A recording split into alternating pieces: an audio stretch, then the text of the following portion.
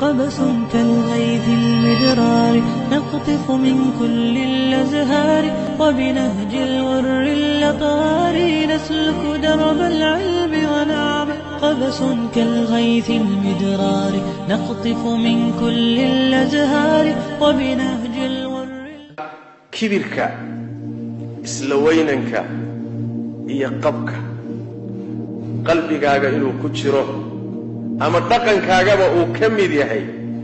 inaad xaq diido oo iskala weynaato adoomada ilaahayna aad yastood xaqirto oo hoos u fiiriso tilmaanta hadaad ku tilmaaman tahayna wacdiga iyo waanadu ku anfici mayso quraankuna wax kugu biirin maayo Allah quraanka kariimku ku leeyahay saasrifu an ayati alladina yatakabbaruna fil ard ayadahayga waxaan ka leexinayaa oo ka duwaya kuwa dhulka dhexdiisa isku kibriyo isla weyn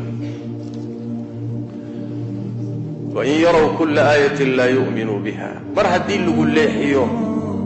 ayad kasta hadii lagu tuso mar rumaynaysa jidka toosan qaadi maaya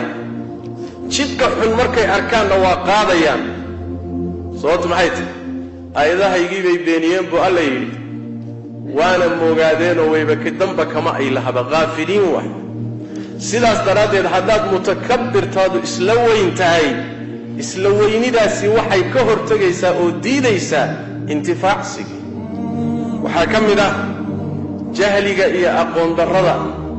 inaan fahmaynin ba waxa lagu leeyahay wuxuu quraanku ka hadlayo ma fahmaysid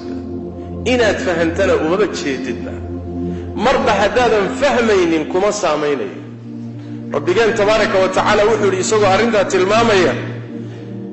wa idha ma unzilat surah markii la soo dejiyo quraanka kamida nadara ba'dhum ila ba'd wa isfirinaya markaasa waxay leeyahay hal yaraakum min ahad war mid idin kamida ma arkay thumma insarafu kadibna way leexanaya way kadoomayaan صرف الله قلوبهم بالله تبارك وتعالى قلوبتهم ألا ليحيي وقرآن